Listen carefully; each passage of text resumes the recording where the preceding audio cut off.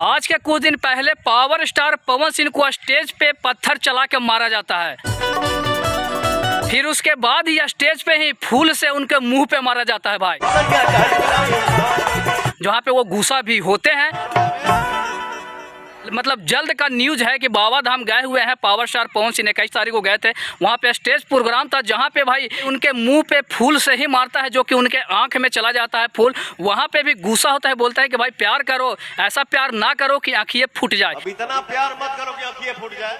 भाई ये गलत है, क्योंकि देखिए आप लोग पावर स्टार पवन सिंह के फैन है, लेकिन उतना ही कीजिए ताकि आपका फैनगिरी भी बना रहे और आपका पावर स्टार भी बना रहे। अगर आप लोग उनके आंख पे या किसी भी शरीर पे आप लोग घात करते हैं तो भाई आप लोग ही दिक्कत में आ जाएगा। क्योंकि भाई आप लोग देख ही रहे हैं कि पावर स्टार पवन सिंह आजकल बहुत ही कम स्टेज शो करते हैं। कारण है यही भाई, क्योंकि उनको ना किसी तरीके से मतलब कि ट्रोल किया जाता है, कोई पत्थर फेंक देता है, कोई मुंह पे फूल फेंक देता है, जिससे वो है ना भाई गुस्सा हो जाते हैं।